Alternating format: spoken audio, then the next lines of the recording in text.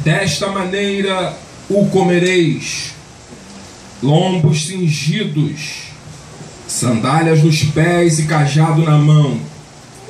Comê-lo-eis à pressa, é a Páscoa do Senhor. Verso 12: porque naquela noite passarei pela terra do Egito, e ferirei na terra do Egito todos os primogênitos, desde os homens até os animais. Executarei juízo sobre todos os deuses do Egito. Eu sou o Senhor. Verso 13: o sangue vos será por sinal nas casas em que estiverdes. Quando eu vir o sangue, passarei por vós, e não haverá entre vós praga destruidora, quando eu ferir a terra do Egito. Pode tomar o teu assento. Queridos irmãos, Deus é fiel. Deus, em suas formas de agir, Ele tem operado um milagre grandioso em nossas vidas. O livro do Êxodo, ele é um livro que retrata a saída do povo de Israel, dos filhos de Israel, dos descendentes de Jacó, da terra do Egito. Quando lemos o livro do Êxodo, vamos entender que os seus primeiros capítulos estão dedicados a falar a respeito da genealogia dos filhos de Jacó. A grande verdade é que o livro de Êxodo, ele começa dentro do livro de Gênesis. Gênesis, Êxodo, Levítico, Números e Deuteronômios são uma obra que se une ou se ajunta, que é conhecida dentro do campo da teologia como Pentateuco, como Torá, como a lei de Moisés. O livro do Êxodo começa falando a respeito daquilo que o livro de Gênesis terminou falando. Então quer dizer que é um assunto que continua, porque o livro de Gênesis termina falando a respeito da genealogia dos filhos de Jacó. Quando o livro de Êxodo começa, ele vai trazer essa genealogia, ele vai mostrar que os filhos de Jacó entraram no Egito, cerca de 7 dezenas, cerca de quase 80 pessoas. Eles entram em um número pequeno, eles entram em um número diminuído.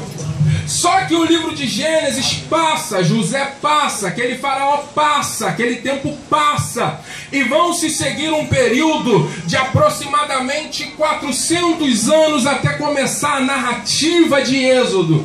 Quando começa a narrativa de Êxodo, o livro vai mostrar como o povo nasceu, como o povo estava dentro daquela situação. E o verso de número 7, se você pregar o primeiro capítulo, você vai ver, ele vai mostrar a respeito de como o povo se tornou muito forte. Porque a grande verdade é que o texto ele vai mostrar em vários pedaços, em vários versículos, ele vai narrar para nós. E o povo nascia, e o povo crescia, e o povo se fortalecia, e o povo se tornava muito forte. É uma escada, porque ninguém nasce muito forte, isso aqui é profético. Ninguém nasce muito grande, mas é como se eu vejo uma escada na vida do povo hebreu. Eles primeiro nasciam, depois eles cresciam, depois eles se fortaleciam, e depois eles se tornavam muito fortes, irmãos.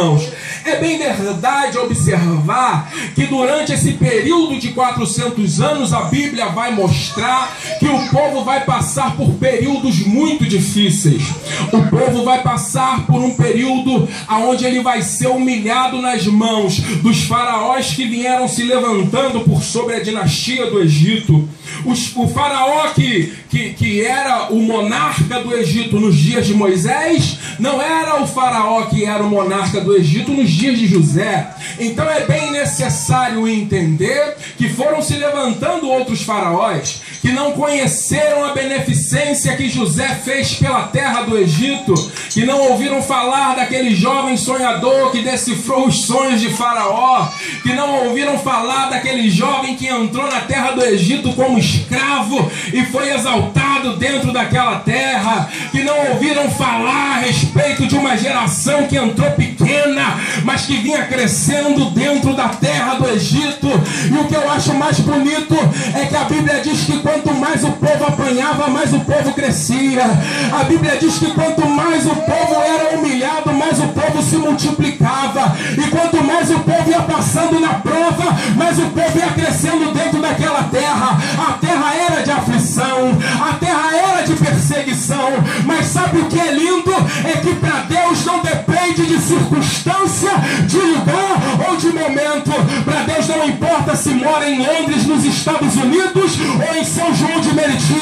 O que importa é que Deus está estendendo as mãos dele e está te exaltando na terra da tua aflição. Ah, meu Deus do céu, se tu pudesse entender isso, talvez alguém olhou e disse: vai morrer, não vai passar, não vai chegar, não vai conseguir. Mas Deus está dizendo: vai crescer na terra da aflição. Quem pode adorar a Ele? Eu vim pregar para alguém que está até passando por uma grande aflição, mas que pode ter certeza de que vai crescer. Glória a Deus. Santo de Deus. É lindo. Sabe o que é mais lindo? É que tudo isso fala a respeito de nascer. Nascer nos leva à madre. Eu lembro de quando Deus disse para Jeremias: ainda no ventre da tua, antes que tu entrasse no ventre da tua mãe, eu te conheci, e as nações eu te dei por profeta. Não diga que tu és uma criança, porque aonde eu te mandar, tu irás. E o que eu colocar na tua boca, tu dirás. Irmãos, escutem algo. Isso tem tudo a ver com madre. Isso tem tudo a ver com família. Por quê? Porque ninguém nasce grande. Aleluia. As irmãs aqui que são mães sabem muito melhor do que eu que a criança dentro do ventre, ela primeiro vai ser formada. Membros superiores e inferiores, braço, perna, cérebro, cabeça. Aleluia. Primeiro forma. E depois que forma vai crescer. Meu Deus. Primeiro forma, e depois que forma vai crescer.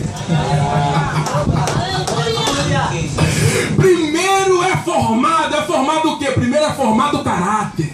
Primeiro tem que sentar numa cadeirinha para ouvir falar e saber do que está falando.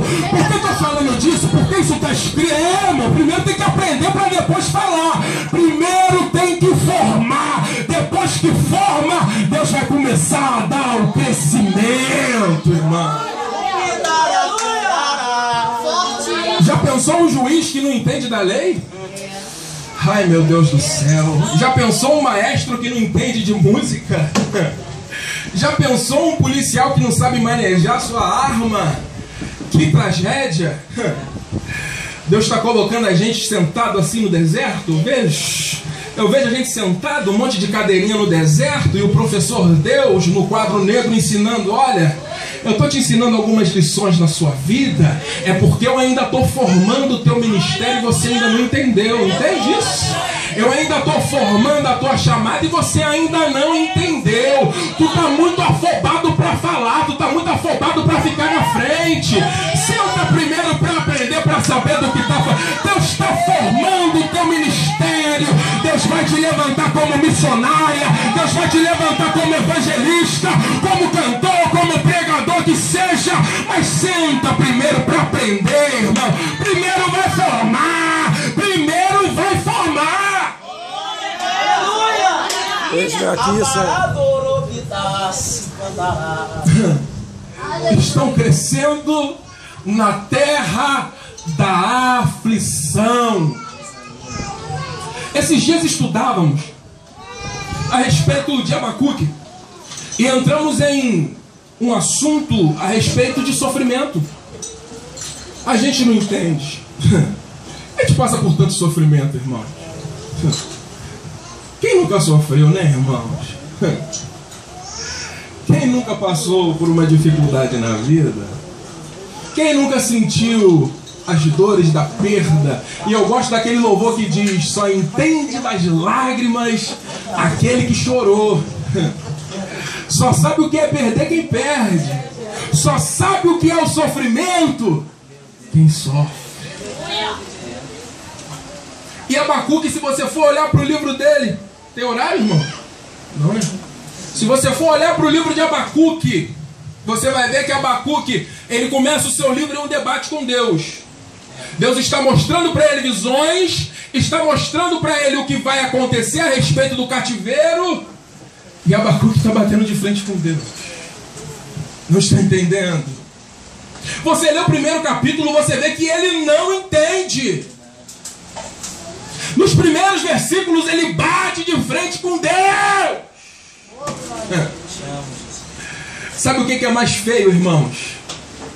É a gente bater de frente com Deus sem entender o porquê que Deus está fazendo. Você conhece alguém assim?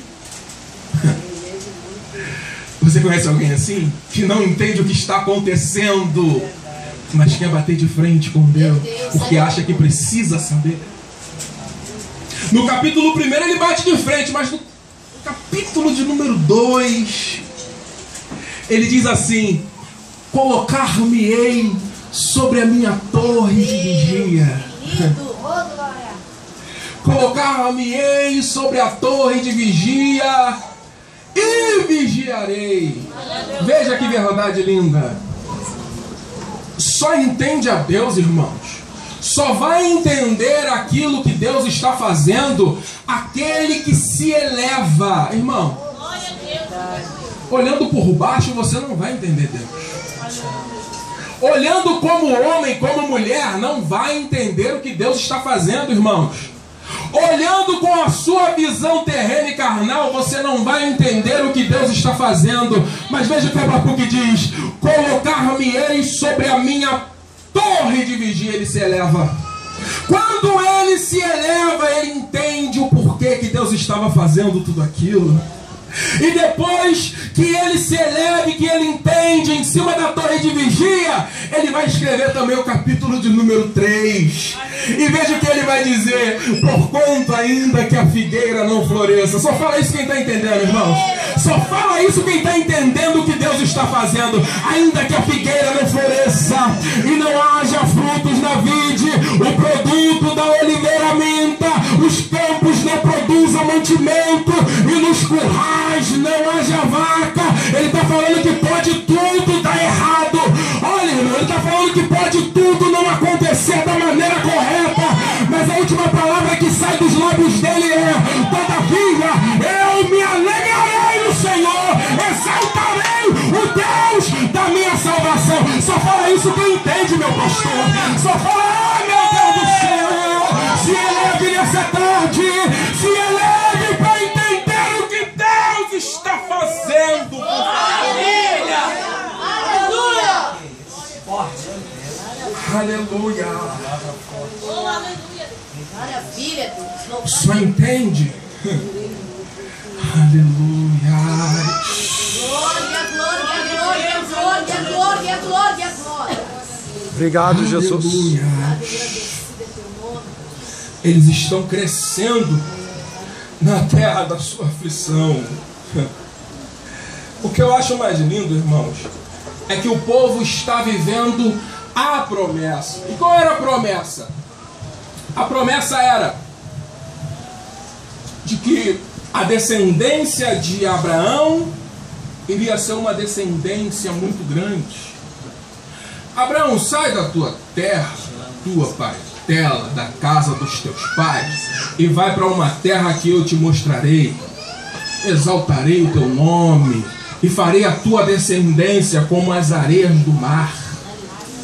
Farei a tua descendência como as estrelas dos céus, se é que você pode contá-las. Perceba que essa promessa que eles estão vivendo não foi feita a eles, mas foi feita a seus antepassados. E quem lê o livro de Gênesis talvez pense que a promessa passou por um momento de risco. O que, irmão? Passou por sim, irmãos? Imagine, a promessa, ela vai passar por 3 madres. Estamos falando de madre? A promessa, ela vai passar por 3 madres. E quem vê? 3 madres que eram estéreis. 3 madres que não tinham condição de produzir. A primeira madre é a madre de Sara. Quem vê a história de Sara e de Abraão vai entender o que é a exaltação de Deus